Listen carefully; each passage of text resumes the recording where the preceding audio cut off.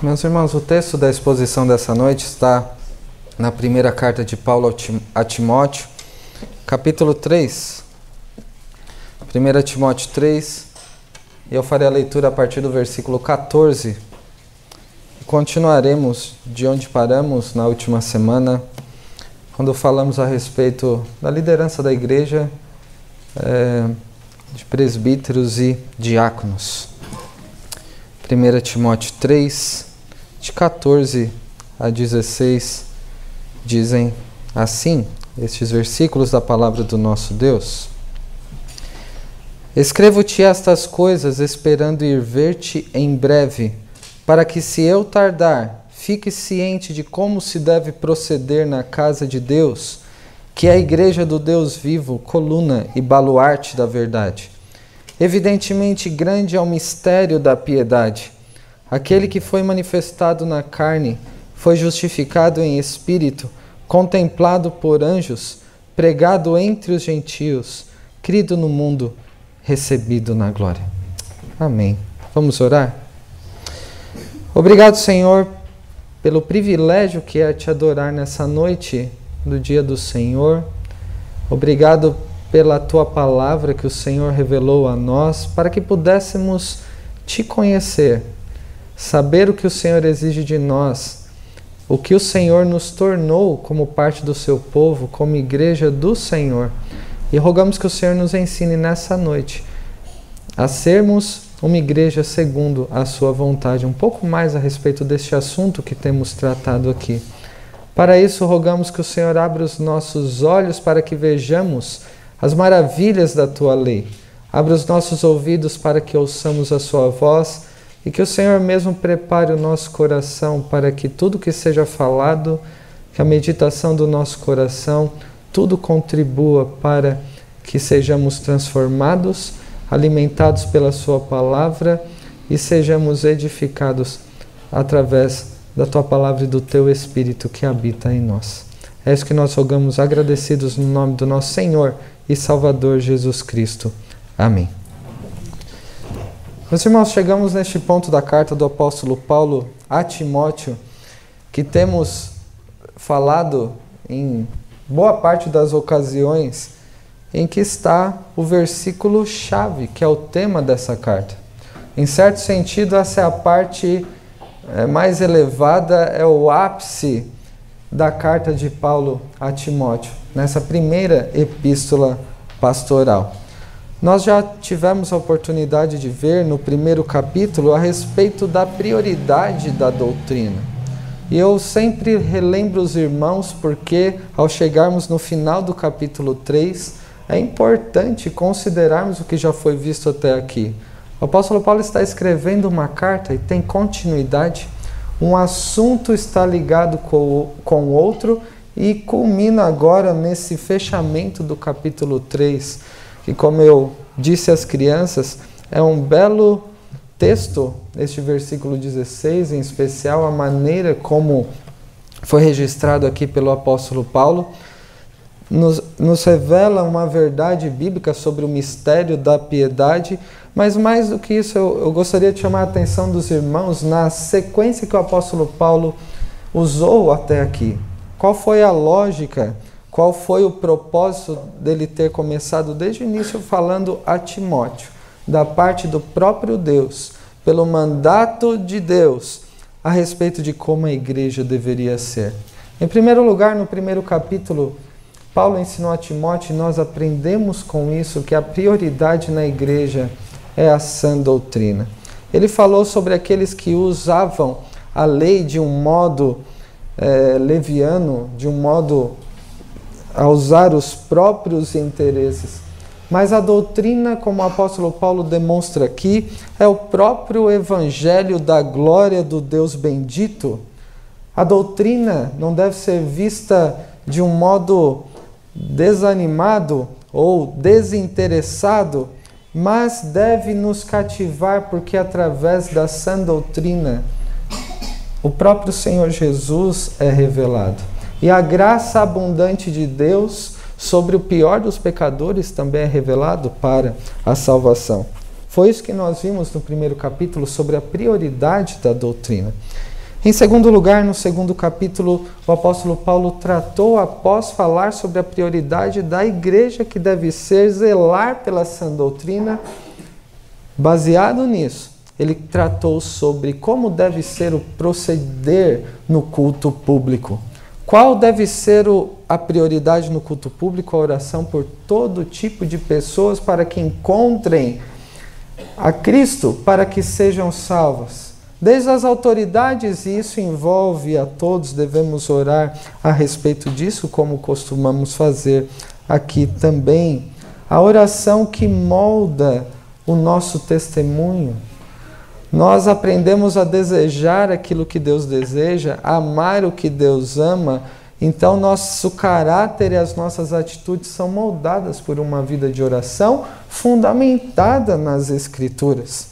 E também o apóstolo Paulo tratou sobre o contexto do culto público, como homens e mulheres devem se preparar para adorarem a Deus. E terminou o capítulo 2 falando sobre o papel da mulher na igreja, que é importante, que é fundamental. Deus tem um propósito para o trabalho feminino no contexto da igreja. E no terceiro capítulo ele falou sobre aqueles que devem ser os líderes da igreja, ainda tratando de um modo prático sobre como a igreja deve ser. E os líderes são os chamados oficiais. Existem somente 2 tipos, presbíteros e diáconos, que devem ter o caráter e a conduta e a piedade, família, tudo aprovado por Deus. A liderança da igreja deve ter aprovação do próprio Deus, mais do que uma assembleia. A igreja deve reconhecer aqueles que o próprio Deus tem moldado para serem os líderes da sua igreja. E a liderança, então, quando segue os parâmetros divinos da sua palavra, devem ser uma fiel expressão do cuidado amoroso de Deus pelo seu povo, daquele que é o supremo pastor da igreja, o nosso Senhor Jesus Cristo. Então tratamos a respeito desse zelo amoroso de Deus, através do papel dos presbíteros e dos diáconos. E chegamos ao ponto da carta onde nós estamos, em que o apóstolo Paulo, ele demonstra sua expectativa urgente, que está no início do texto, do versículo 14, até a primeira parte do versículo 15, quando ele diz: escrevo-te estas coisas. O quê? Tudo o que foi visto sobre a prioridade da doutrina, sobre o proceder no culto público e sobre a liderança da igreja com uma expectativa urgente. E qual era a expectativa do apóstolo Paulo? Esperando ir ver-te em breve, para que, se eu tardar, fique ciente de como se deve proceder na casa de Deus. A expectativa do apóstolo Paulo era encontrar com Timóteo, lá em Éfeso. E este é o propósito da escrita do apóstolo Paulo, por sua expectativa urgente.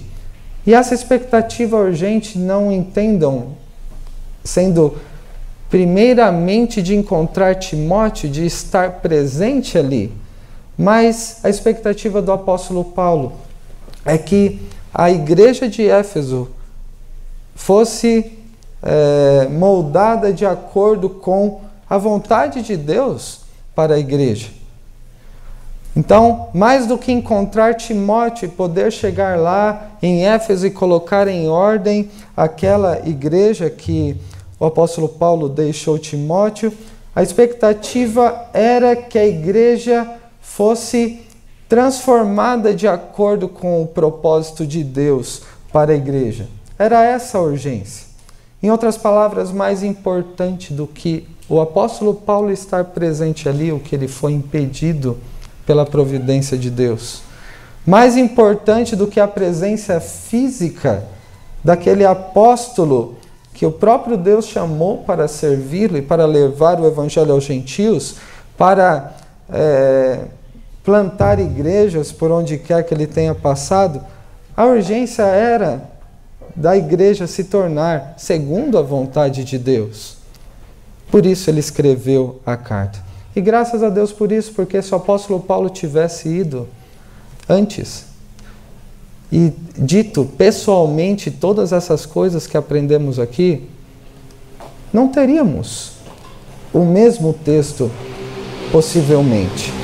Pela providência de Deus, Deus o impediu de ir até Éfeso para que através de cartas o apóstolo Paulo transmitisse o ensino para que Timóteo então pudesse receber e essas cartas pudessem chegar também até nós. E isso tem sido realizado no decorrer dos séculos, quando igrejas verdadeiras, olhando para as cartas pastorais, buscam conformar-se àquela que é a vontade de Deus. Paulo não esperou o dia da sua visita. Ele queria que a igreja de Éfeso fosse segundo a vontade de Deus. E quanto a nós, qual é a nossa expectativa? Muitas vezes esperamos alguma coisa acontecer. Se algo acontecer, aí sim seremos de acordo com a vontade de Deus. Talvez a organização, a mudança de liderança, ou alguma outra situação, a chegada de pessoas, muitas vezes se pode, não se deve, condicionar a conformação da igreja à vontade de Deus a outras coisas. E o apóstolo Paulo não esperou aquilo que ele queria acontecer, que era estar presente, mas ele demonstrou que era urgente que a igreja se tornasse aquela igreja segundo a vontade de Deus. O que estamos esperando para sermos a igreja que Deus requer de nós? Então o apóstolo Paulo, na sequência aí do texto, trata sobre o que é a igreja. E uma pergunta, o que é a igreja, poderíamos ter uma série de respostas, procurando explicar. Essas perguntas que parecem simples, mas na hora de responder percebemos que são abrangentes e muito poderia ser dito acerca da igreja do Senhor. E aqui o apóstolo Paulo, ele fala a respeito do procedimento na igreja, que ele nomeia de 3 formas aqui. No versículo 15, que diz: para que se hordar, fique ciente de como se deve proceder na casa de Deus, que é a igreja do Deus vivo, coluna e baluarte da verdade. Depois de transmitir todas aquelas instruções que acabamos de lembrar aqui, o apóstolo Paulo, ele está incentivando Timóteo e a igreja de Éfeso, que também teria acesso a essa carta, a cumprir aquelas orientações. Por qual motivo deveríamos atender a essas orientações? Alguém poderia dizer, porque esta é a palavra de Deus. Nós devemos atentar que, para que sejamos de fato uma igreja verdadeira, devemos nos identificar e buscar cumprir os preceitos bíblicos para a igreja, segundo o que Deus criou para ser. Não é pelo que nós somos, não é pelo fato de queremos estar juntos, ou de queremos louvar a Deus com cânticos juntos, orar, procurando ser por nós mesmos e pelo que fazemos igreja. A igreja, sendo estabelecida por Deus, ela tem uma natureza e certas características, e somos nós que devemos nos identificar a este padrão. Todo o ensino acerca da prioridade da doutrina, do proceder do culto público, do papel de homens e mulheres no contexto da igreja, do papel da liderança, não é uma opção. Não é algo que devemos colocar na prática se gostarmos, ou deixarmos um pouco de lado se isso nos gerar algum tipo de desconforto. Esta é a vontade do Senhor da igreja. Então a igreja, que não é como qualquer outra instituição humana, ela que tem características que procedem do próprio Criador da igreja, que é o nosso Deus, deve ser vista em pelo menos 3 modos, como o apóstolo Paulo apresenta aqui. Em primeiro lugar, o apóstolo Paulo diz que a igreja é a casa de Deus. O que significa dizer que é a casa de Deus? Alegrei-me quando me disseram, vamos à casa de Deus, ou casa do Senhor. Pensamos no espaço físico, no edifício que é usado para adorar ao nosso Deus, para servi-lo. Mas quando o apóstolo Paulo usa aqui essa palavra, casa de Deus, não é a primeira nem a segunda vez que ele usa essa mesma palavra no mesmo capítulo. Se você se lembrar o que nós vimos sobre os presbíteros e diáconos, lá nos versículos 4 e 5, que dizem, e que governe bem a própria casa, criando os filhos sob disciplina com todo respeito. Pois se alguém não sabe governar a própria casa, como cuidará da igreja de Deus? 2 vezes o apóstolo Paulo se refere à casa aqui. E lá no versículo 12, o diácono seja marido de uma só mulher, e que governe bem seus filhos e a própria casa. Quando vemos essa palavra casa aqui, a gente não pensa num edifício, não é? A gente pensa no quê? Na família dos presbíteros, nas famílias dos diáconos. E quando o apóstolo Paulo, no mesmo capítulo, fala sobre a igreja como a casa de Deus, poderíamos até traduzir aqui neste texto como a família de Deus. A igreja é a família de Deus. Seria sinônimo e uma possível tradução aqui neste ponto. Como alguém passa a fazer parte da família de Deus?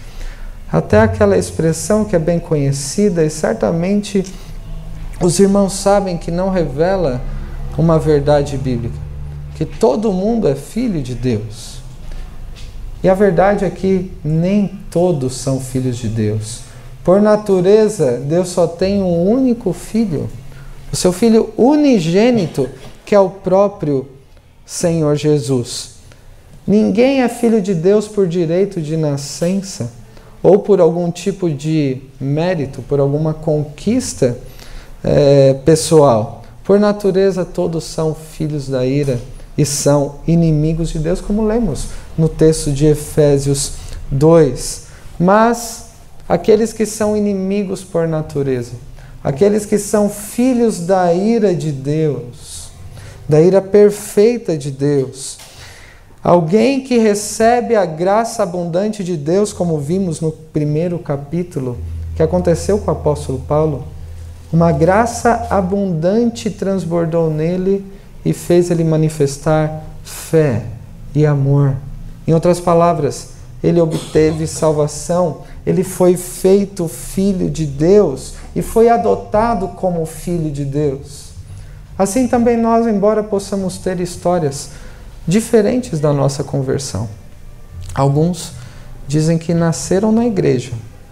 Eu ainda não vi isso acontecer de um modo literal e não fiquei sabendo de ter acontecido de um modo literal. Mas nos referimos a alguém que sempre foi conduzido nos caminhos do Senhor, foi evangelizado desde o seu nascimento pela bênção que tiveram de ter os pais crentes. Outros podem ter se convertido mais velhos, mas a verdade é que todos nós, para que fôssemos feitos filhos de Deus, tivemos de ouvir o Evangelho da graça.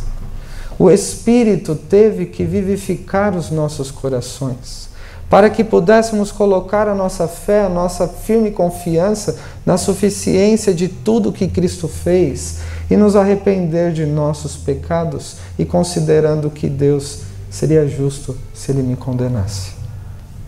Somente alguém crente, alguém temente a Deus, alguém que foi alvo dessa graça abundante pode manifestar uma fé que demonstra essas verdades bíblicas, um amor a Deus sobre todas as coisas e um amor que foi transformado de um egoísmo para um amor ao próximo, como antes não havia. Ninguém é filho de Deus por natureza, ninguém faz parte da família de Deus por si só, mas no momento em que somos salvos, somos adotados como filhos de Deus. Quem é unido a Cristo na salvação através da fé e do arrependimento, sendo adotado, torna-se um filho de Deus. Nós lemos em João 1,12 sobre a realidade daqueles que são de fato filhos de Deus. Quando João diz: mas a todos quantos o receberam, deu-lhes o poder de serem feitos filhos de Deus, a saber, aos que creem no seu nome. É mediante a fé que alguém é salvo, fruto da graça de Deus, porque alguém só pode amar a Deus quando Deus o ama primeiro. Como lemos também em Efésios 2, versículo 19, assim já não sois estrangeiros e peregrinos, mas concidadãos dos santos, e sois da família de Deus. Por que alguém é feito da família de Deus?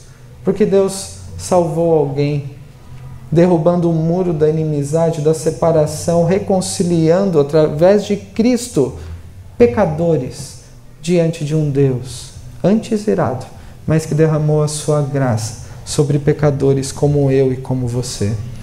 É por isso que nós temos o costume de nos chamarmos uns aos outros de irmãos. Todos nós fomos adotados pelo Pai Celestial. Não chamamos de irmão somente aqueles que nós gostamos ou aqueles que têm algum tipo de afetividade maior. Irmão, ou alguns querem modernizar isso, usarem outro idioma, brother, ou outro tipo de coisa.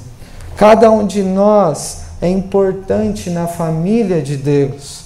Cada um tem o seu propósito, homens e mulheres, no serviço ao Senhor.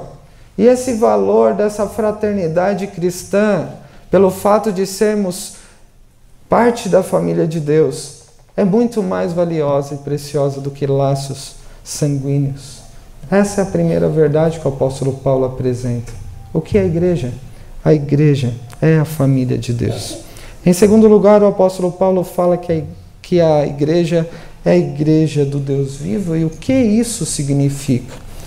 Se pensássemos no que a igreja não é, ao olharmos essa expressão, poderíamos dizer que a igreja não é um templo de deuses mortos, mas a igreja do único Deus vivo. Deus, ele não habita, jamais habitou, pela sua grandeza e santidade, em templos feitos por mãos humanas. Em Atos nós lemos a respeito disso. Quando o apóstolo Paulo fala, lá no Areópago, o Deus que fez o mundo e tudo que nele existe, sendo ele o Senhor do céu e da terra, não habita em santuários feitos por mãos humanas. Desde o Antigo Testamento nós vemos Deus sendo reconhecido como o único Deus vivo e verdadeiro, que apesar de não habitar em templos feitos por mãos humanas, escolheu habitar onde? Em que lugar? No meio do seu povo.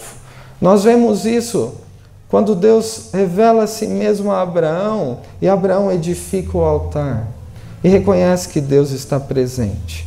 Nós vemos isso quando Deus ele vai à frente do seu povo na libertação do Egito, sob a liderança de Moisés, depois com a presença da arca, entrando até a terra prometida, na presença do tabernáculo no meio do povo, e mais tarde no templo que foi construído por Salomão. Nós vemos Deus se fazer presente de um modo inigualável na pessoa de Jesus. Quando o próprio Deus se fez carne e habitou entre nós, ou tabernaculou entre nós, cheio de graça e de verdade.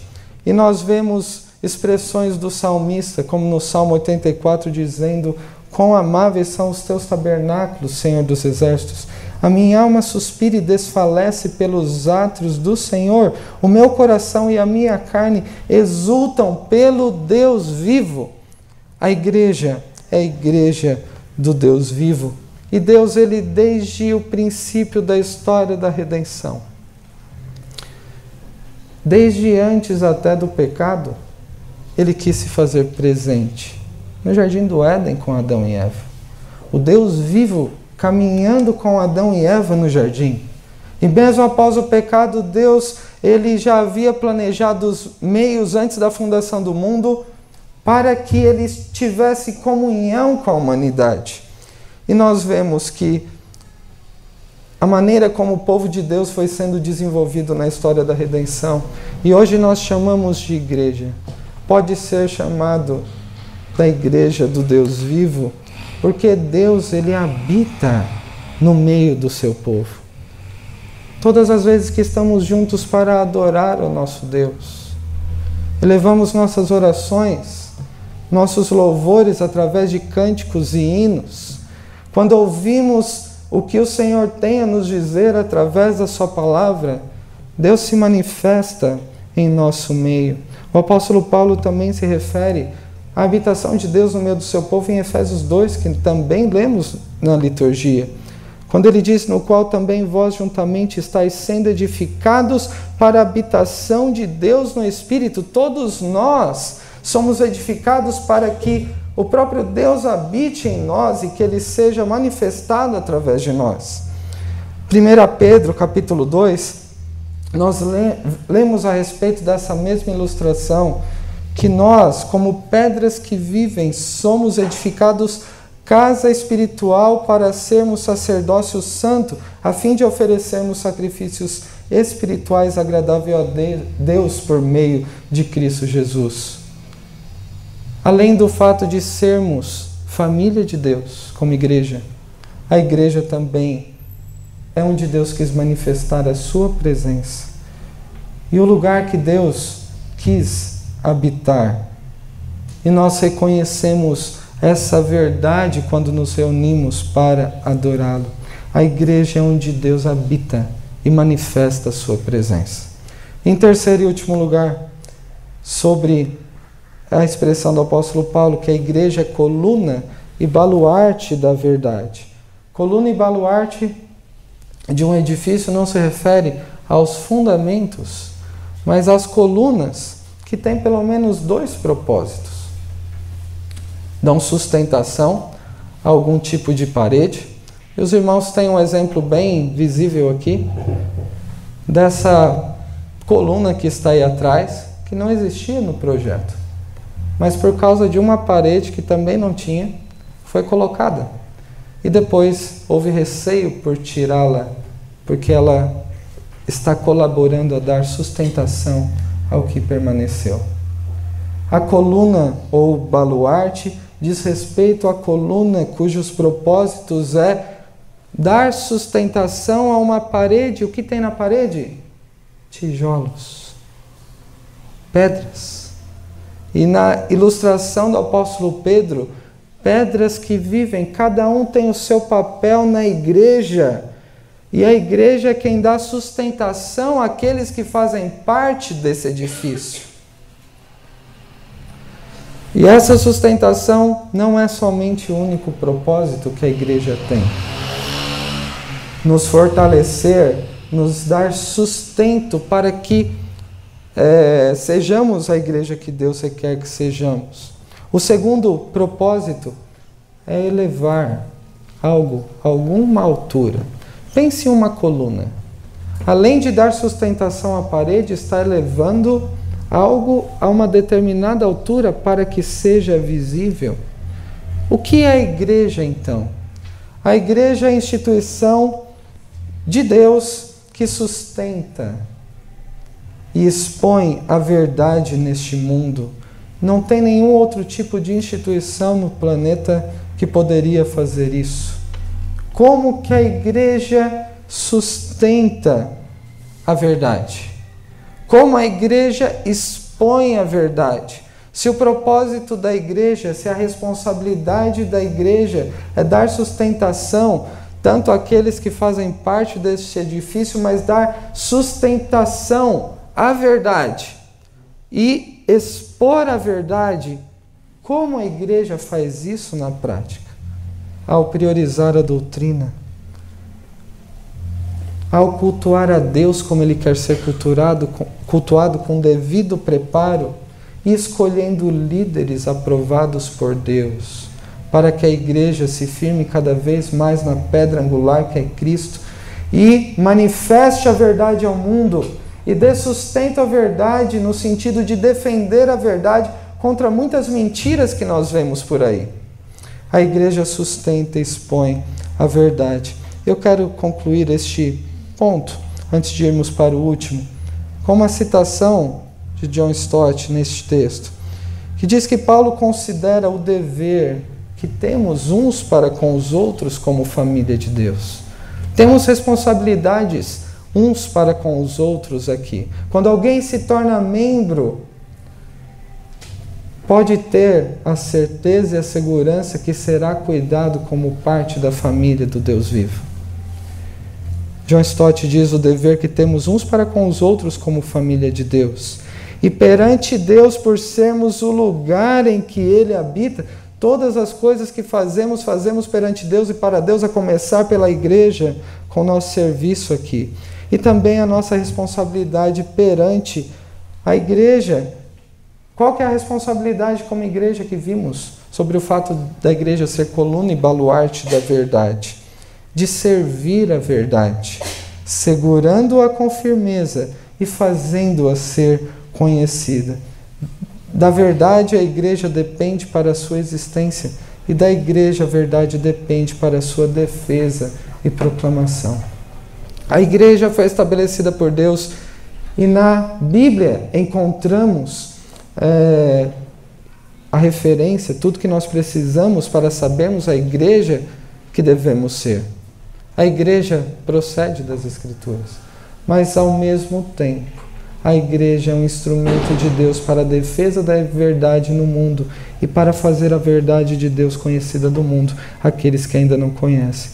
A igreja, então, como família de Deus, habitação de Deus, precisa também defender e proclamar a verdade de Deus, à medida que seja na sua natureza e proceda em todas as coisas segundo a verdade que defende, professa e expõe.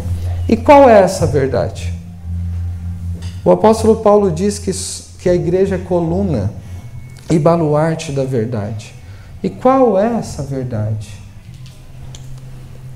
Gostaria de passar um ar mais misterioso aqui agora. Que verdade será essa? Que mistério é esse? É o que o apóstolo Paulo diz no versículo 16. Evidentemente, grande é o mistério da piedade. Aquele que foi manifestado na carne foi justificado em espírito, contemplado por anjos, pregado entre os gentios, crido no mundo e recebido na glória. Qual que é essa verdade que deve ser defendida e exposta pela igreja?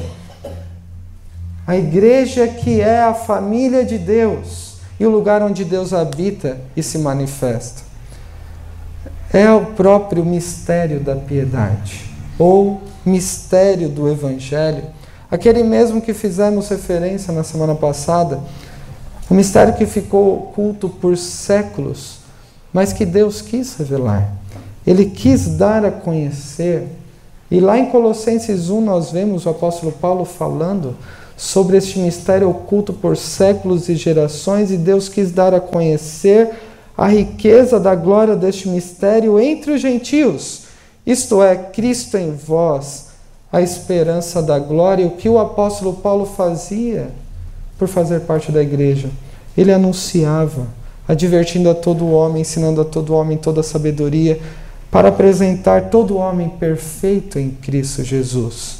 E Paulo expõe esse mistério da piedade aqui na primeira carta a Timóteo, usando 6 expressões que acabamos de ler, que nas Bíblias estão num formato um pouco diferente, porque provavelmente fosse um hino lá daquela época, ou um credo, uma declaração de fé que eles recitavam. E sobre o que fala este hino,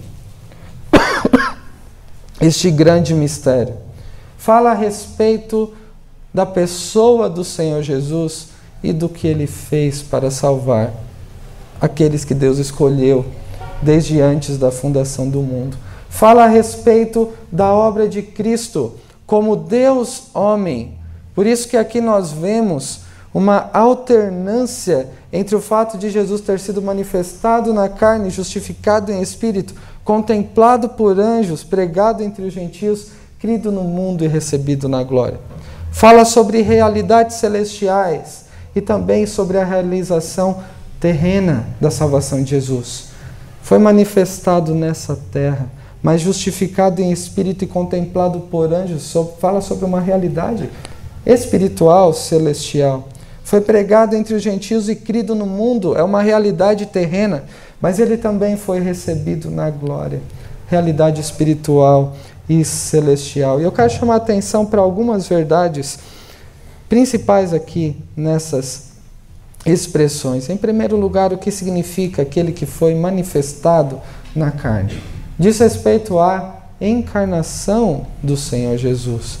Diz respeito ao fato de que, como o apóstolo Paulo disse aos Filipenses, que o próprio Filho de Deus, que sempre existiu, em glória, em majestade, em honra e poder, semelhante ao Pai e ao Espírito Santo, subsistindo em forma de Deus, assumiu forma de servo, tornando-se em semelhança de homens e reconhecido em figura humana, a si mesmo se humilhou, tornando-se obediente até a morte e morte de cruz.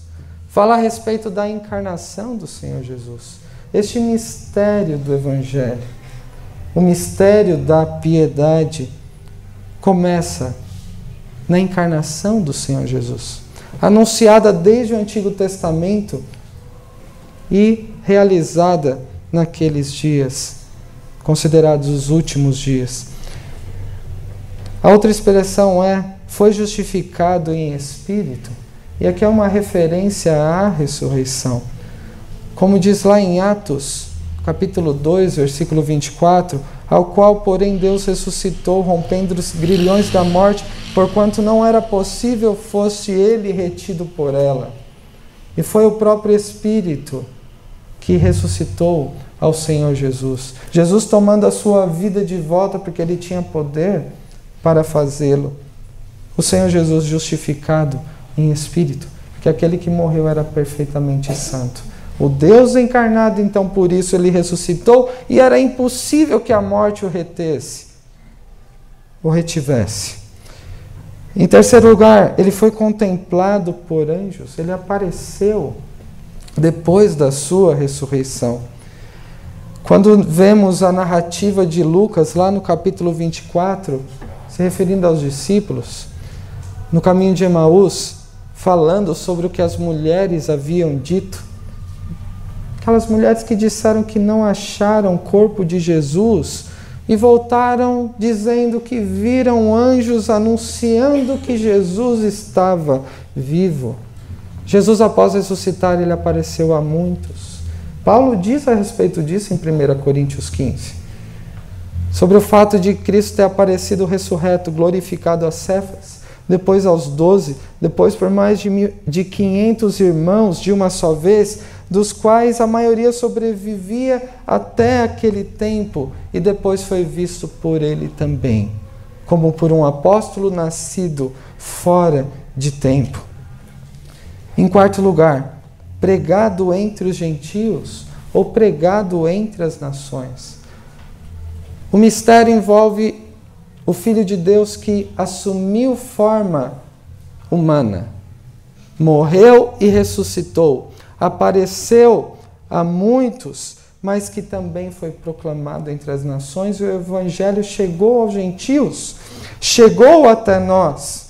Quando Jesus ele dá a grande comissão aos discípulos em Mateus 28, e um pouco antes de subir ao céu, que ele diz: toda autoridade me foi dada no céu e sobre a terra.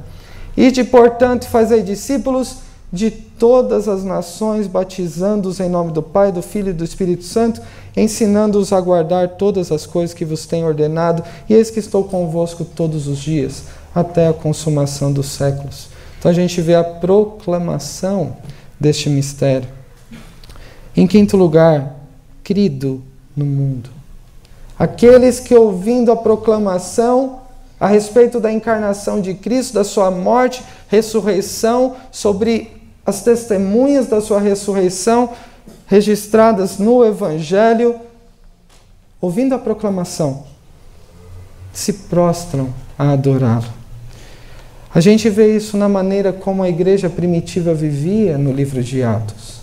Quando eles perseveravam na doutrina, na comunhão, partiam pão, nas orações, no templo, de casa em casa, e, enquanto isso, acrescentava-lhes o Senhor dia a dia os que iam sendo salvos e reuniam-se juntamente com os discípulos para adorá-lo. Tendo revelado esse mistério do Evangelho a eles. E, por último, recebido na glória. Aqui é tanto uma referência, entendo, à ascensão como a segunda vinda do Senhor Jesus. Jesus, ele foi recebido na glória, ele subiu ao céu, entrou como Deus encarnado. Por isso a referência do Salmo 24, levantai as portas das vossas cabeças para que entre o Rei da glória.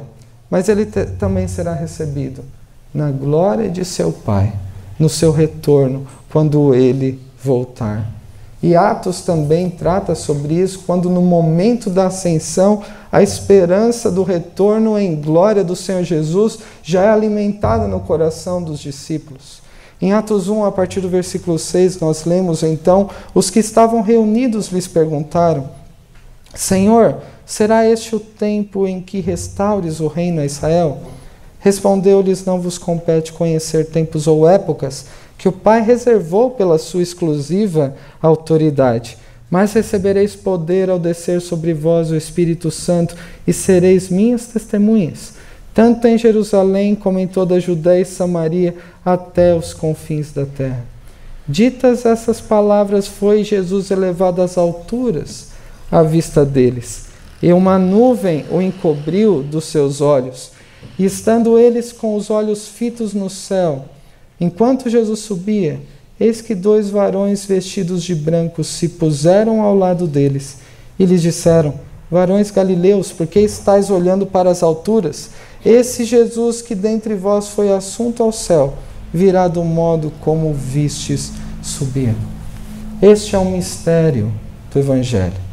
Diz respeito à encarnação, à morte, ressurreição, a aparição glorificado, a proclamação, mais pessoas no decorrer dos séculos adorando ao Senhor, até o dia em que Ele voltará na glória do seu Pai. É o grande mistério, mas é o grande mistério da piedade. O mistério que foi revelado pela manifestação de Cristo Jesus. Mas é um grande mistério da piedade. E sendo um grande mistério, não pode ser reduzido àquilo que se pretende fazer para agradar a Deus. Não pode ser substituído por falsos ensinos, pelo falso evangelho que Timóteo também encontrava naquele período e que nós encontramos nos nossos dias também, e que muitas vezes, quando seguimos o nosso coração e a nossa percepção, podemos plantar sementes de falso evangelho dentro da nossa igreja. É o grande mistério da piedade que não pode ser reduzido à indiferença quando nos acostumamos com a mensagem bíblica e nós desanimamos aguardando alguma coisa a mais para que nos dediquemos ao serviço do Senhor. O grande mistério da piedade abrange tudo o que nos foi revelado sobre a pessoa de Cristo, da sua encarnação até a segunda vinda, que foi anunciado desde o Antigo Testamento, e como será até Apocalipse, nós vemos o que devemos aguardar, em que nós devemos ter esperança. O mistério da piedade trata sobre o que é o Evangelho. Sobre o fato de um Deus santo, justo e bom, ter se sujeitado, na pessoa do seu Filho, a viver debaixo da lei que Ele estabeleceu e a sofrer a condenação da lei no nosso lugar, para que fizéssemos parte da família de Deus. Deus habitasse conosco e pudéssemos então sermos instrumentos para a manifestação da verdade ao mundo. E o Evangelho exige de nós uma resposta. este mistério da piedade, que é o próprio Evangelho de Deus, sempre nos conduz à medida que o conhecemos mais e mais profundamente. A adoração, assim como vemos aqui como parte desse mistério. A total devoção das nossas vidas, como parte da família de Deus, ajudando-nos uns aos outros, e é uma vida piedosa. Isso deve ser verdade em nossas vidas, até que Cristo venha em glória. Que Deus os abençoe. Amém.